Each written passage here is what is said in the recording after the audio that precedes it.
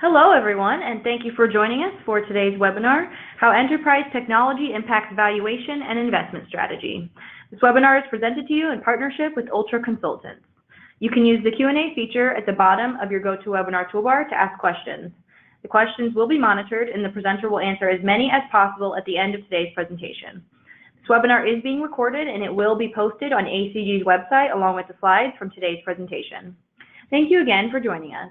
Now I'm going to turn it over to Andrew Bolivar, Director of the Center of Excellence at Ultra Consultants. Thanks, everyone, and good afternoon or good morning, depending on where you're at. Appreciate your time today. So again, today we're going to talk a little bit about how enterprise technology impacts valuation of firms and ultimately potentially investment strategy. So just a brief moment on me as your host. So again, I'm Andrew Bolivar, Director of Center of Excellence here at Ultra. My career has really always been supporting clients in the alignment of process and technology to drive strategy, and really with a focus on improving business performance overall. My background comes primarily out of manufacturing and distribution organizations, but again, always looking at kind of that process and system alignment across the business. Done a fair amount since I've been at Ultra. I've been here about 8 years. I've done a lot of technology evaluation, business evaluation, process improvement initiatives, and ultimately system selections and implementations as well. So today, our agenda is, I'm going to take a few minutes at the front here just to explain a little bit about Ultra and who we are. Then I'm going to talk about how our services support some of the merger and acquisition activity that's out there and some of our real world examples. So a couple kind of case studies on how that's come to be for us and how we supported those clients. I'll talk a little bit about how our services are adapted to private equity and give you a brief overview on that.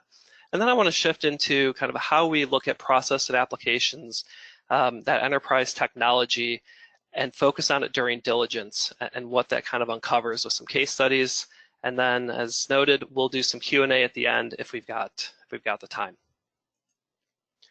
Okay, so a little bit about Ultra. We are an independent consulting firm, and we are a business transformation group, right? We focus primarily on business process and the technologies to support that. Our focus is on manufacturing and distribution that's headquartered in North America. We do work internationally, but again, we're focused on those businesses that are headquartered here in North America in the mid-market. And we define mid-market as anywhere from 50 million to about $1 billion. And of course, we have clients and case studies above and below those marks, but that's really kind of our focus. And at this point, we've got over 300 clients and growing. So over the years, we started in 1994, and we're just celebrating our 25th year in business this year with a lot of growth. So I think if you kind of look at that timeline and you start to see employee counts really picking up, somewhere around the 2012, 2014 area, that's when we really started to kind of improve and embark on kind of a revision of our service set and expanding that for our clients. And we'll talk a little bit more about what those services are and kind of how they look today.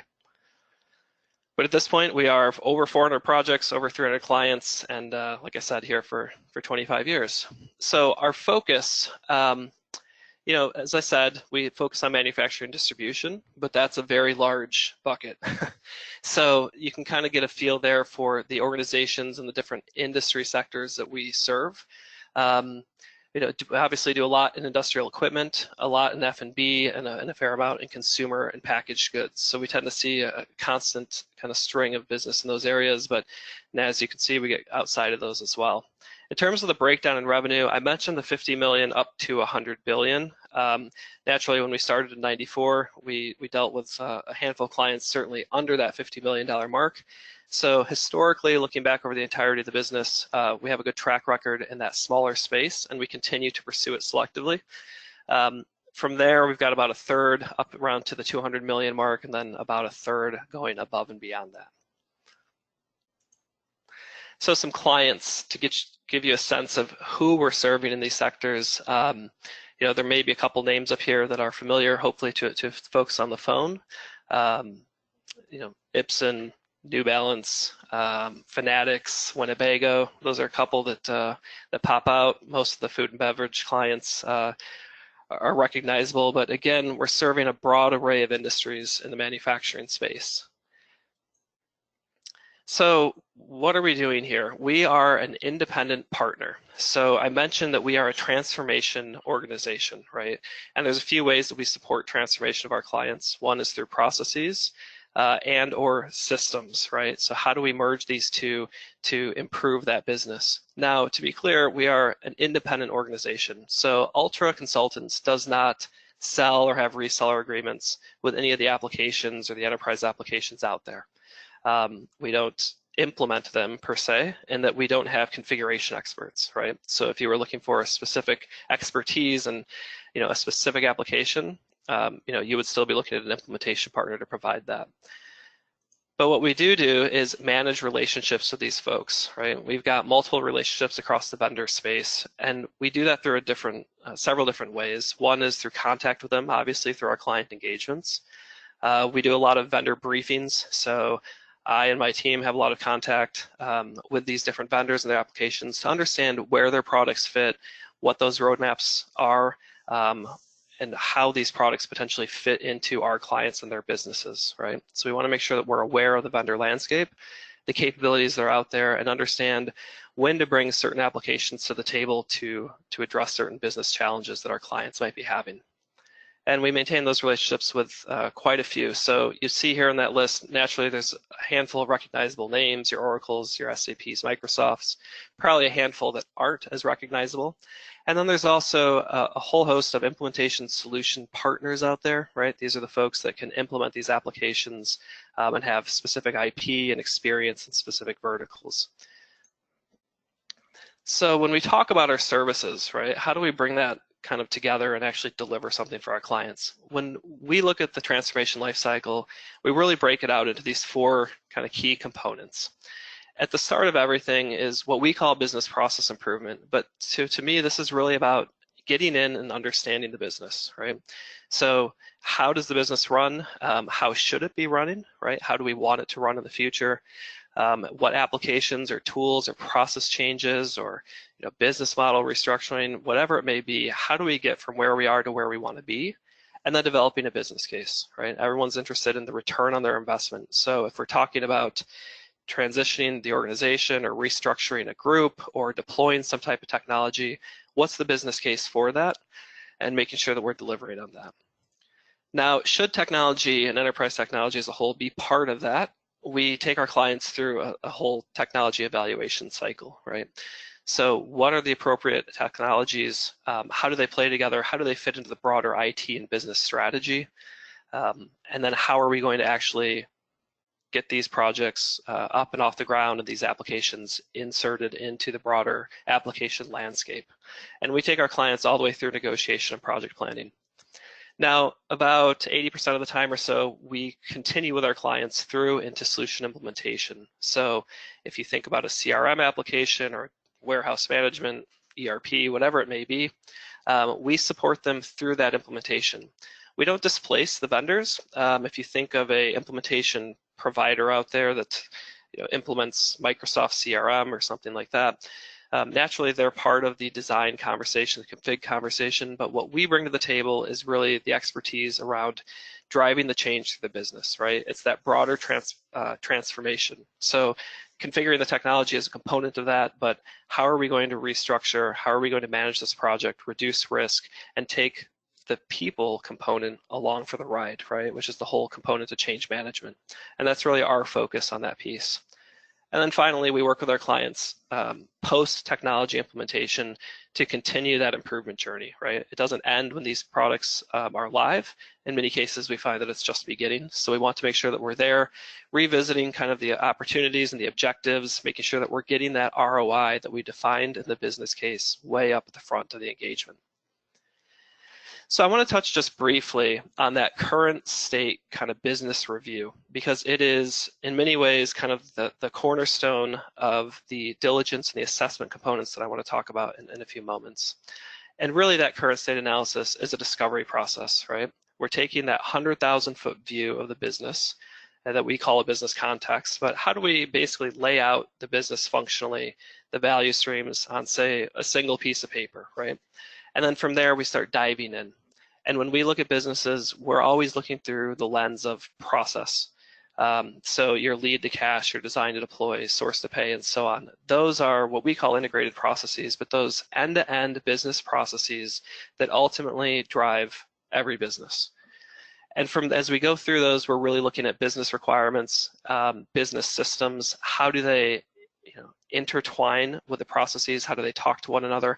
And how do they facilitate throughput, right, from one end to the other? Because it's not enough to just optimize a point in that process. We really want the process humming and running as smooth as possible.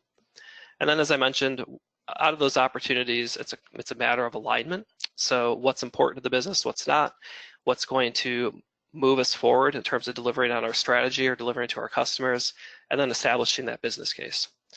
So again, I wanted to give just a little color and context in terms of the approach and how we view this exercise, because I think it's important as we get to some of the conversations further down the line. So in terms of supporting merger and acquisition activity, Ultra, like I said, has been around since '94, and naturally we found ourselves engaging with clients that were either recently acquired, were sold, were in the process of executing acquisitions themselves, and in some cases being merged into other groups, right?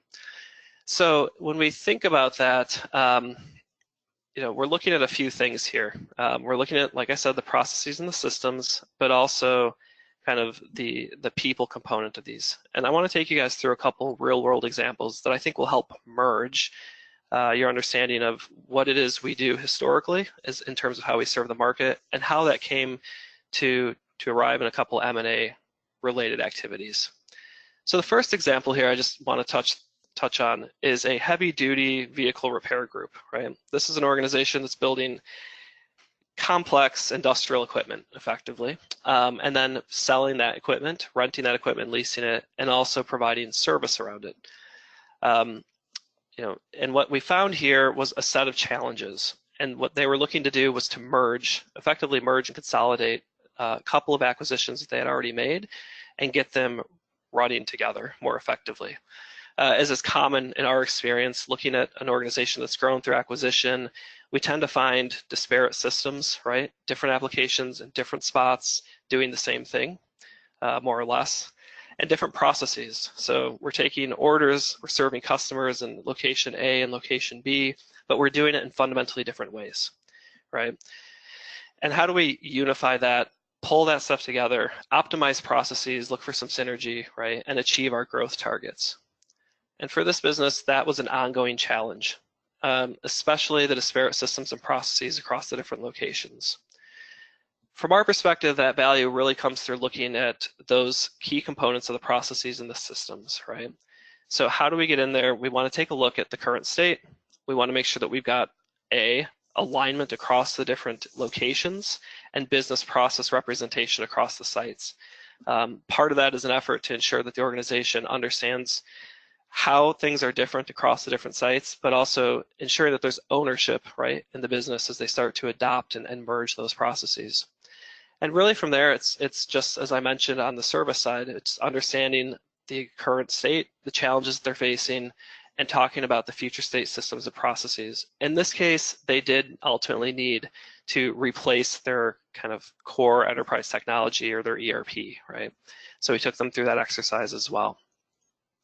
Now, it was interesting, I think, in this case, the objective, as I mentioned, with these multiple sites in a merger situation, is to try to consolidate the different functions and the different activities into more of a singular system set, right? The big challenge that we had in this specific case was they had essentially, they're running the same functions, right? So specifically in procurement, they're buying the same things from the same folks, but they're doing it separately at different locations. So one of the major changes that we were looking for here was just consolidating that procurement cycle, consolidating that supply chain, and gaining some economies of scale for them. But in order to do that, naturally, we had to lay a new foundation from a system set and consolidate all that master data underneath. But the end result of that is a better served customer, right? Whether their customer was calling location A, B, or C, They were speaking to someone who understood that customer's overarching interaction with their firm and not just what had been done at that site. So it was a major, major change in terms of how they operated and how their customers experienced that interaction. Ultimately, there's a lot that we're focusing on here, right? As we go through those conversations, it's more than just consolidating procurement and putting in a new application. What Ultra is kind of bringing to the table in a conversation like that is ensuring that we understand the future process, the future structure of the business, that we've got appropriate measures and KPIs in place. So in this case, we didn't have a whole lot of measures defined by the management team. So how do we want to manage this business? What's important to it? And how are we going to ensure that we're moving the needle on our strategy and our year-over-year objectives, right? And beyond that, it's kind of some classic areas, right? Improving IT process, vendor management, those things are kind of part and parcel to any engagement. But ultimately what we're trying to do here is provide the value, reduce the risk, and reduce the time. And that's really where we kind of bring our expertise to the table.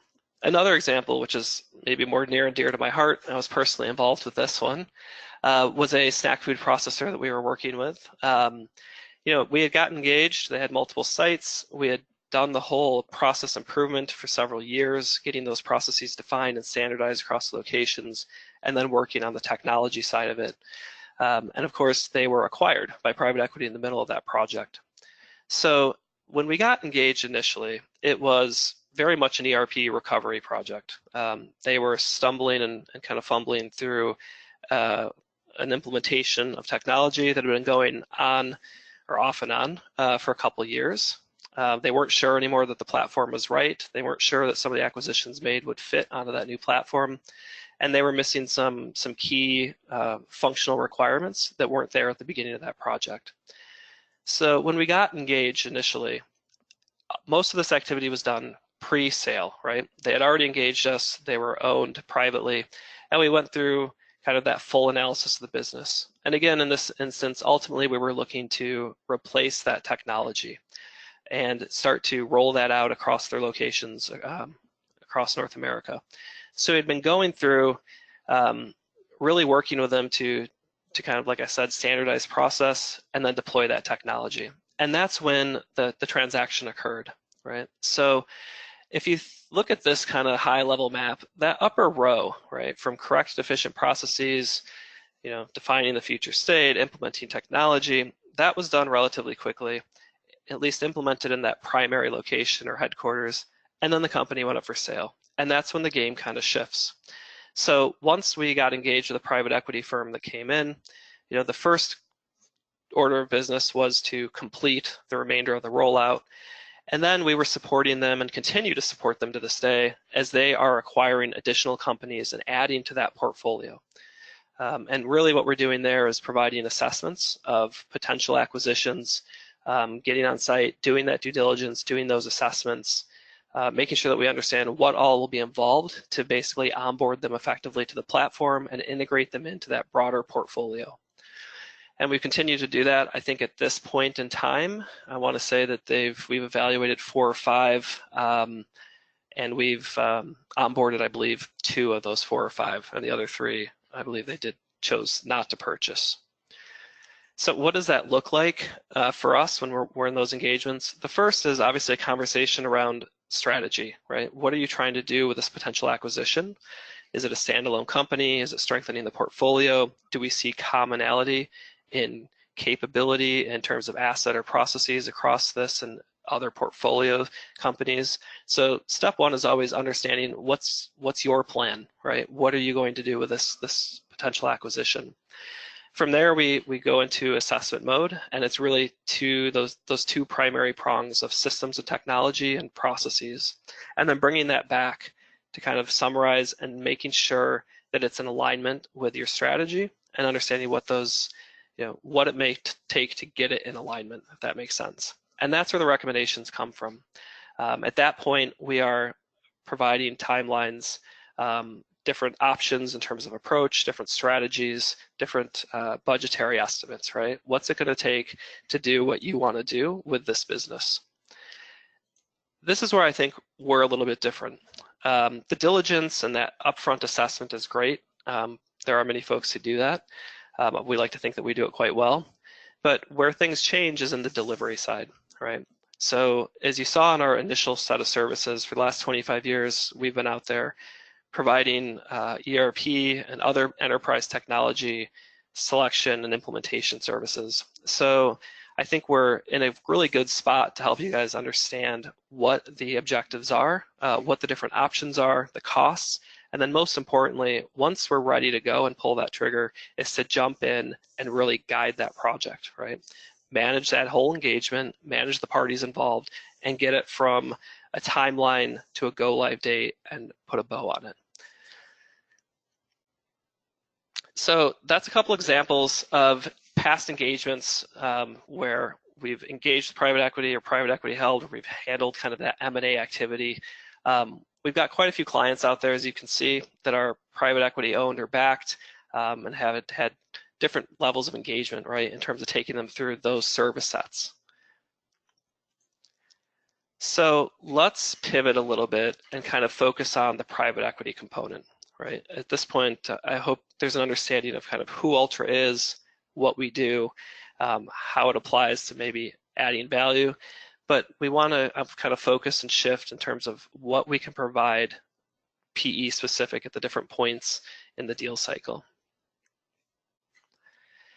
So we break this down into kind of 5 key areas, right? One is assessments, and we talked a little bit about that. We'll talk a little more. The other is the process innovation. That one's really value add or cost cutting to me. The technology component, the engagement management, which I spoke about, that's really about getting in there and driving these engagements to the end, right? Being a partner, getting in the trenches with the organization, with the user base, with the community, and getting that project over the finish line and delivered. And then the last one is due diligence, and I'm going to save that one for last because I want to pivot and dive a little deeper into that one when we get there. So assessments. Essentially when we talk about assessments, what we're talking about here are, like I said, getting on site and digging into those processes and those systems, understanding the maturity of both of them and how they support one another, understanding the capabilities that are there, and understanding whether or not they're going to drive this organization and ultimately support your investment thesis, right? The way we're going to do that is, as I mentioned, getting in there, understanding that business model review and understanding the business and systems and the processes by engaging with business process owners, the subject matter experts, and kind of dissecting that business. As I noted before, our focus is always on those end-to-end processes, right? We are not sourcing specialists or receiving specialists, right? We are end-to-end specialists encompassing all of that to make sure that we're driving that performance that we're after. Ultimately, the outcome of assessments tends to be a report out on the process system maturity, concerns, and then, like I said, roadmaps that we can start to drive the transformation that we're looking for in the business. The process innovation component, here it's all about identifying, prioritizing, and executing these process improvement initiatives. We're really after efficiencies, risk reduction, and that business performance component. Now, when I talk about process and systems auditing, what we're really looking at in most cases is standardization. So in the earlier example, how do we do the same function in multiple locations the same way? How do we design these processes, document them, and consolidate them in many cases? What we're after here is generally understanding the opportunities, right? Are there really synergies? Are they of value? If so, how are we going to move forward?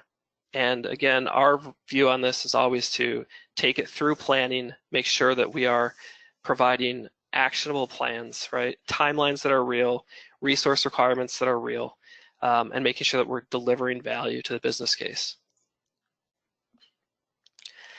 The technology and evaluation piece, again, this is alignment of solution and strategy.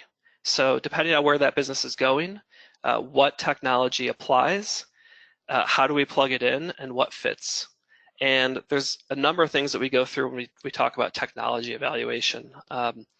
Everyone, I think, on the forefront of our minds naturally would think of functional fit, right? Is it the right application for the right need or the right function? But there's more to it from our perspective than that. We want to make sure that we're looking at, the IT organization, is the skill set there? to support applications like this. If we're looking at new partners, what's their professional service capability and how well are they going to service it in the future? So there's a fair amount of effort in trying to take kind of a holistic view of evaluating technology and how it's going to be applied. And then, as I mentioned before, we go through that detailed project planning and negotiation as well to make sure that we're ready to step off on the right foot with the right numbers. The other service that we provide here is engagement management, and this is really us taking that roadmap, taking those plans, and marching to them. And again, to me, this is where there's a little bit of a differentiation. I think the biggest one here is the industry experience. We are about, I think at this stage, we're about 50 or 60 individuals, but we come out of industry and technology combined, right? So we've gone through this. We know what it's like to be on the other side of the fence. We know the importance of getting this done right, getting it done fast, and kind of how to really get that completed on time. So again, we're not about necessarily just handing the plans over, though we certainly could, but we want to stay alongside and really get this done. In terms of the expertise, it's industry, it's best practice. We see a lot of work in the area of compliance, ensuring that the applications and the processes aren't introducing risk by being non-compliant. Naturally, that's more important in some industries than others. And then a lot of organizational change management as well, right? How are we going to take these divergent cultures, new acquisitions, and kind of keep them on board and get them up onto the new platform or integrate into the broader process set smoothly.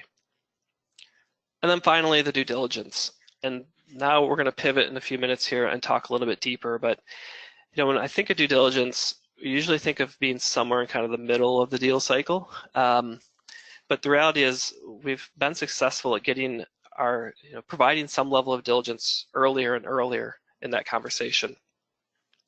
IT is an area that's blown a lot of investment thesis, and it's one of the areas that, why we've really got in and started to focus on this.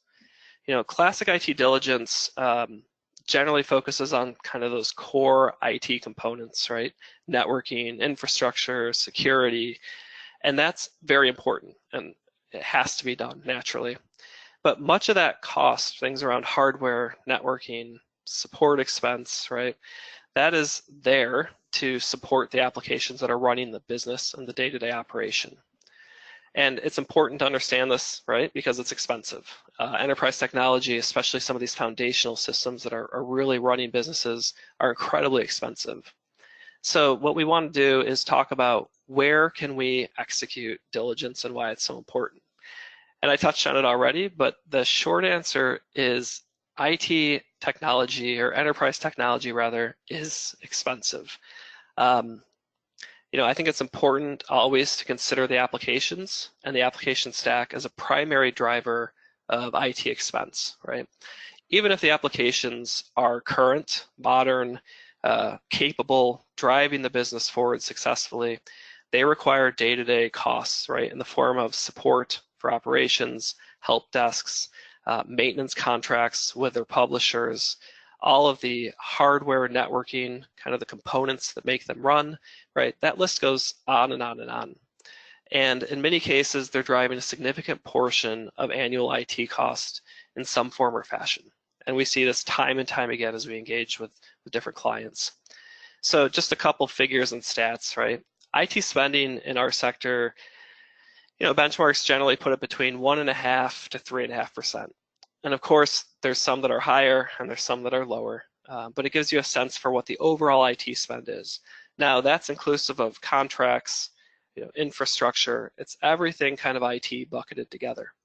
Now, if you consider just the application component, what we generally see is an average cost of somewhere between $3,800 to $10,000 per user per year.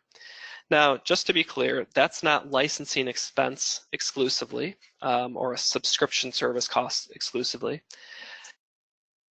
That is the overall expense, right? So if you've got IT support staff on hand that are supporting those applications, if you've got contracts with third parties, that's all kind of rolled in there. But the short of it is, it's costly, as you can see. And the question starts to become, that's great, but are they supporting the business, right? So I'm spending this much, my IT spend is in range, maybe my average cost per user per year is roughly in range, but is that going to hold, or am I going to need to make some kind of change?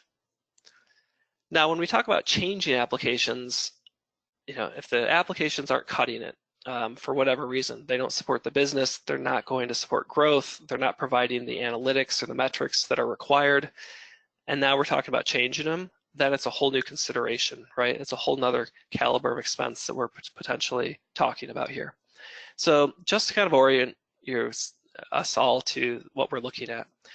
These first three columns here, perpetual licenses, this is kind of your standard, old school model of licensing, right? You buy the license and you pay an ongoing maintenance fee to the publisher for support. Now, not all applications are created equal. So naturally, there's business applications in the small, medium sector, kind of the mid-market, and then your more enterprise level. The costs of those licenses naturally go up as you move up the enterprise, the software class, and naturally the number of user licenses required tends to go up. So what we're looking at here is just some simple estimates, right? But you can see when we talk about software subtotal costs, they start to move up pretty quick. Most clients that we work with are in that mid-market or enterprise class. So you're talking, relatively low user counts, but those figures give you a feel for what type of investment may be needed to replace applications like that. Now, you also have the service component, right? Obviously, the heavier applications, there's more switches to flip during the configuration conversation, so those implementations take longer. Their rates tend to be a little higher. So if you kind of take your eyes down to that green line, total year one investment, you're talking potentially, a couple $1 million to rip and replace an application. And in many cases, somewhere between, I'd say 6 to 18 months, depending on the scale or the complexity of the business. So that's kind of your traditional licensing model. And of course, there's SaaS, or software as a subscription, right? So your NetSuites, your Microsoft Dynamics 365s, in this calculation here, it's just kind of representative of a more mid-market solution. And you can see the annual subscription cost, right? Now, services are still the same. SaaS tends to go a little faster, but still requires a full scope implementation, right? So if you find yourself looking at a prospective acquisition or getting ready to sell, I think it's important to understand what the seller or the buyer might be looking at if they think that for some reason they really need to replace these applications, right? And it's significant. And it's significant not just in cost, but in disruption to the business and the change it requires. So due diligence and how we can start to get our eyes on that sooner than later. We kind of break it into two buckets. There's kind of two sides of the fence, and that's really around the letter of intent portion. So the good news, we can do some level of diligence pre-LOI. Naturally, that's limited access and scope. Obviously, if it's pre-LOI, there may be one or two stakeholders at the target that are aware of what's going on that may be able to provide some insight. But even, we can still start there and get our eyes to some degree on something, right? Through data requests and taking a look at different artifacts. And then there's the post-LOI diligence, naturally deeper in scope. We would generally prefer to get probably some level of on-site engagement. And this is where we can really start to develop plans, right? Pre-LOI, we're identifying focal areas of concern, recommendations for areas to dig deeper, or things to consider as you progress through the deal cycle. Post-LOI is where we're developing those detailed project plans, timelines, budgets, and roadmaps that really have some meat on them. So pre-LOI, like I said, it is somewhat less rigorous than the diligence that we can do post-LOI or in a post-sale environment, right? But we can still assess enterprise technology and applications, right? We can start to get our eyes on cost. What do the maintenance contracts look like? What does the licensing look like? Does it fall in line with those industry benchmarks in terms of revenue or license costing? Who's supporting it? What does the internal IT organizational structure look like, right? And do we see gaps, holes, concerns, anything like that? And then the other thing we can see here is we start to get a feel for fit. So as you can imagine, different industries have different application stacks. the requirements around regulatory compliance, things like recall management, document retention, right? Those are huge in, say, pharmaceuticals or food, maybe less so if you're making screwdrivers, right? So we want to make sure that we're understanding how those applications may or may not be supporting the regulatory environment of a potential business, and whether or not they support the general sector that they're in, right? If it's complex industrial or if it's a retail shop, right? Do the tools make sense for the job? So we can start to look at that. We can start to understand, the benchmarks against the industry segment. Like I said, current spend, system capabilities, all of that. And from a process perspective, kind of how entwined is the current business, for example, in the case of a carve out, right? Could we carve it out? How easily could we do it? What alternative applications might exist that would suffice for a target like this that could help us get off that TSA sooner than later? So where we're going to dig in during that diligence really depends on your strategy. And we'll get into this a little more in a few moments, but really what we want to understand here is what's the overall objective, right? You're considering the acquisition of this target. What's the broader perspective here? Is it plug into the portfolio? Is it a standalone organization? Are we looking for growth? Are we looking to cut costs, right? The point being, I think here is it's never too early from our perspective to start at least looking at the enterprise technology and understanding what it might mean as you start engaging with that potential acquisition. So on the pre-letter of intent side, it is very early. We understand that. And of course, there's limitations in access. The way we're going to do this generally is a conversation with any stakeholders that we may have access to. Maybe it's a CFO, maybe it's a CIO, a CEO, but start to understand that, at least understand what's the history of change, what their technology strategy has been up to this point, if we can get there, and understand how it is or isn't serving them. And then understanding their business strategy, right? We want to look at things like supply chain, site synergies, operational capability, right? Our product lines A and B provided out of 2 plants, 1 plant, right? So we can start to understand how they may or may not fit together, and how they might fit into your broader portfolio and ultimately your kind of investment plans. So a couple examples of this on the carve-out side.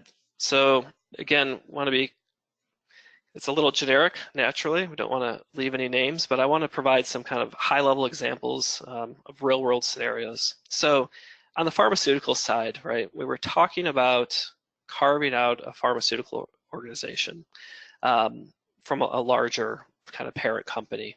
And the buyers were looking for some insight, right? Ultimately, what we found was not too uncommon, right?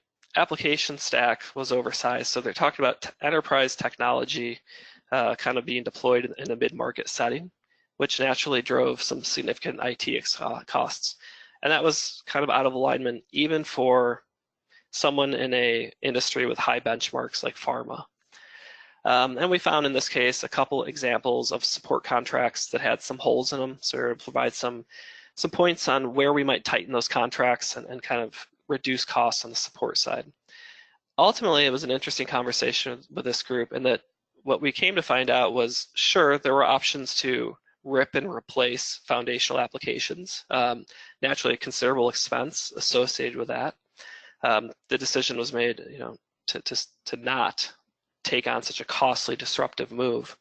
But one of the things we were able to provide in terms of this assessment, even at this level of diligence, was some insights around the applications that were supporting some of their international operations.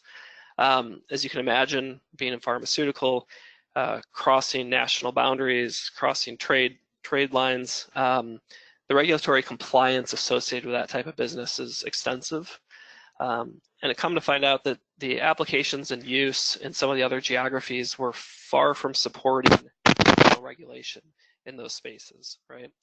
So it wasn't a cost conversation in this instance. The application and the IT spend to support those applications was very, very low, well below industry standards and well below any benchmark. But there was a risk associated with that, given their line of business and the application set being used, right? So we're well aware that those applications weren't going to support something like a mock recall or an audit by an international governing body. So again, just an example of some of the insights that we can uncover even in those early stages of diligence. So another quick example here. In this case, it was a nationwide retail e-commerce organization. And it was different here. They were very much looking to cut cost, right? They had a major IT organization, massive in-house development efforts, a lot of legacy applications, and we're looking at how they could get that organization in line with costs and kind of standard industry benchmarks. In that case, we were able to kind of come in and quickly, through the assessment, understand the needs, understand the requirement set, and with conversation around the industry and kind of the growth and the strategy and the objectives of the owning firm, right? What were some alternative applications out there? And not just applications, but who were the right partners that understood the complexity around retail supply chains, right? International sourcing, those kind of things that they live and breathe every day. So in that case, ultimately, we were able to kind of give them some high-level planning, some migration strategies and support timelines, and put them directly in touch and kind of speed their identification of a good application, a good solution, and good partnership moving forward. When we talk about diligence, from our perspective, the first step is always the same, right? It's understanding what is your objective, right? We can get into the organization or the potential target. We can take a look at anything and everything, but we really need to look at that through the lens of your longer-term strategy, right? Is this a short-term hold? Is it a long-term hold? What's your time frame? How does it plug into the broader portfolio, if at all? So that's what we're kind of looking at. And I think IT options vary depending obviously on where you're headed, but they kind of break into those three buckets, right? Are we expanding the portfolio? Are we looking for growth here and now? Or are we just trying to get cost out of the equation? But always, always, always for us, it's imperative that we understand what your objective and what your purpose is with that potential target acquisition. Now, if it's expanding the portfolio, right, the common theme in this type of a strategy is to understand whether or not we're trying to establish what we would call a platform for growth. But are we looking for an application that we can not just get maybe this acquisition on, but future acquisitions, right? So if I bought a snack food manufacturer and my plan is to buy 10 more in the next 5 years, am I looking for an application that I can quickly and rapidly onboard those acquisitions onto and that will service them all effectively, right? And that's really about your growth objective and making sure that these applications are scalable, right? In cases like that, we're more often than not talking about software as a service applications, your Microsofts, your NetSuites, things like that that can really support that and be agile. It's also important, though, to understand the industry, right? If it's snack food, there's a certain set of requirements there. If it's pharma, there's a different set. But at the end of the day, it's about scalability when we're talking about expanding portfolio through common kind of organizations. The other, though, is single company growth. So we certainly work with, in many instances where there's a potential acquisition or a just completed buy, and maybe there aren't a lot of other organizations in the portfolio that look like that. Maybe we're not sure that there will be, but we need to support and stabilize that. And in those cases, we're trying to grow that business. It's usually a conversation of business process kind of front and center, right? How are they running? How do we stabilize it? How do we make sure that it's running smooth and lean? And then aligning those systems, kind of those classic ultra services that I spoke about at the beginning. And of course, regardless of what we're trying to do, we're always looking at kind of reducing that support expense for those applications and processes. And the other is the cost cutting. And in these cases, it's really is dependent on kind of a deep dive, right? We need to fully understand the application costs. We need to understand those licensing, maintenance, support, help desk, whatever it may be that's driving those applications, and making sure that we're taking a look at how we could potentially reduce the application stack, right? Technology is great. It enables business and it can be a wonderful tool. But sometimes, there is such a thing as too much of a good thing, right? We see this most often, I think, in kind of carve-out scenarios where the TSA is providing a set of applications from maybe a larger parent that are just oversized for what the carve out is going to look like. And in those cases, we're always looking to move to lower cost, right? What's a viable option to keep this business up and running, serve the customers, but cut that expense out of the mix? So just briefly to recap here, enterprise applications, consider them a huge or primary driver, at least, of your overall IT expense. And really in terms of your business capability, right? They are the tools that are running the business. It's important to understand that. And from our perspective, we could always understand more sooner than later. So whether it's a pre-LOI initiative, whether it's closing the deal, or even post-sale or post-buy, it's never too late to get in there and to look at that. But the point being that we can certainly get in there and make some informed assumptions and decisions and provide some insights very, very early in most cases.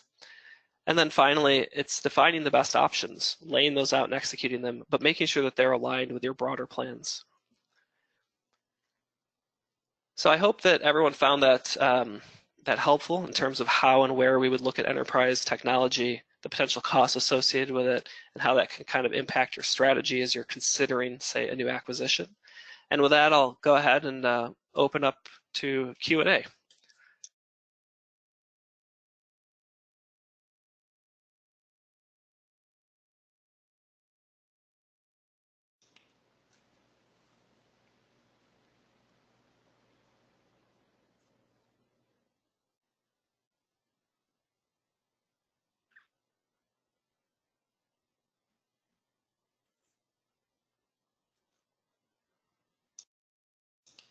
Okay, so I don't see any questions in the Q&A chat box at the moment.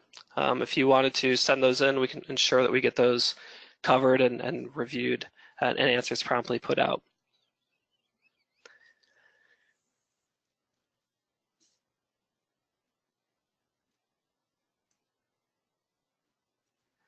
Okay, so just a question here that came in. Do we review and negotiate tech contracts for our clients? We do. We do that in every one of the engagements where technology is a component. So making sure that we understand what those contracts look like. We're not lawyers, so we don't provide any legal expertise, but we certainly are accustomed to going through and providing our insight and experience having gone through those.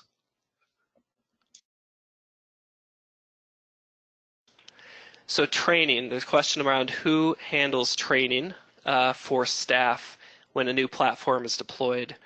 So generally that training is provided by an implementation service provider. If we're talking about training specific to the application itself, if the training is a result of, say, process change, that may be something that we provide, right? So we've certainly got quite a few, as an example, Apex folks on our team that can provide that type of training.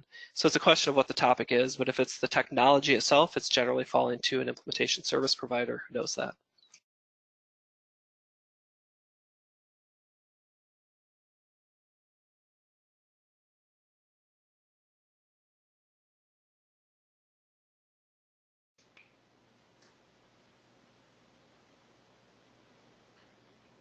Okay, so execution can be tough.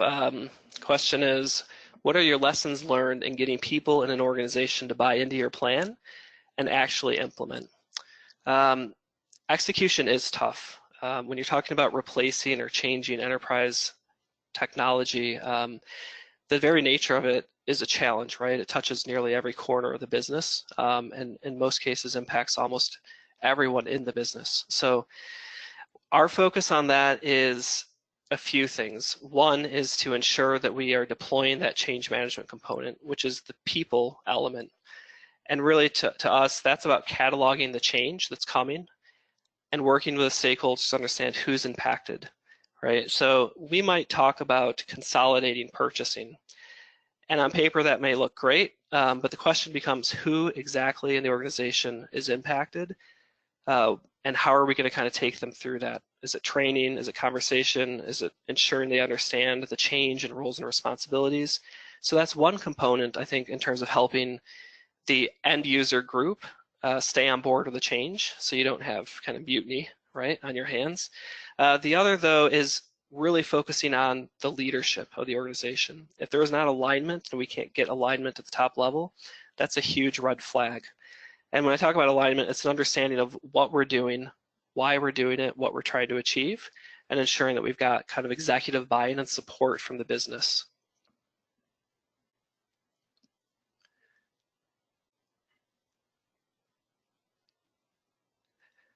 So another question here, in the process of mergers and acquisitions, are you cooperating with a CPA firm and a legal firm to complete the deal? So to be clear, we are not supporting the M&A transaction in and of itself, so that would be run through another legal firm or CPA firm as an example. We are there to provide the diligence on the enterprise technology and applications, provide the budgetary estimates, and then ultimately to make those projects and take them to closure.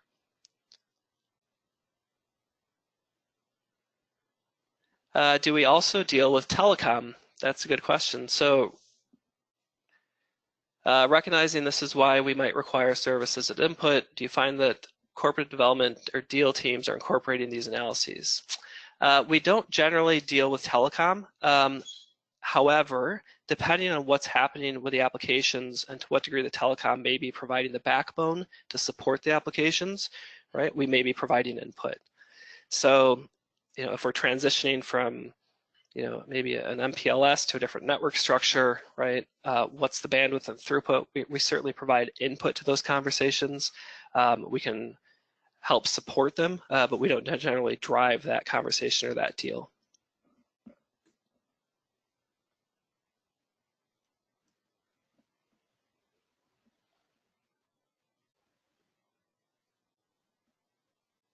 So the next question is, you know, do we see organizations adjusting valuations based on findings, or using this more as a baseline for understanding integration and deal costs? I guess it's a little bit of both, depending on where we're involved and what the findings may be.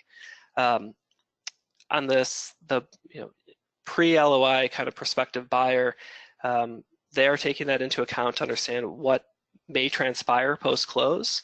And in some cases, they are using that to inform kind of their offering, right? What they think that organization's worth. In many cases, they're using it to plan that, you know, post 100 days, post, you know, maybe 12 months, depending on what the projects may be and how we might tackle that.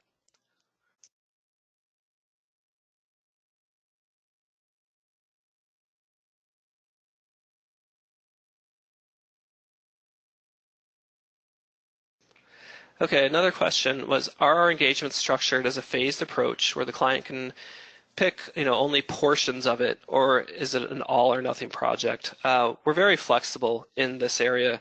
You know, the service set that I talked to in the beginning is kind of our traditional go-to-market strategy and where we were born out of. When it comes to private equity, though, it's a different ballgame. You know, the assessments, the diligence, we can provide all of that, a component of that, depending on what's needed and where you are in kind of the deal cycle and what you're looking at.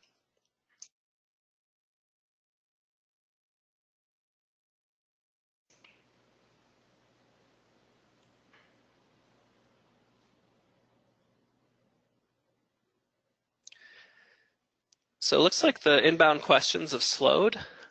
So with that, I think I'll hand it back over. I'd like to thank everyone for your time today, and have a great afternoon.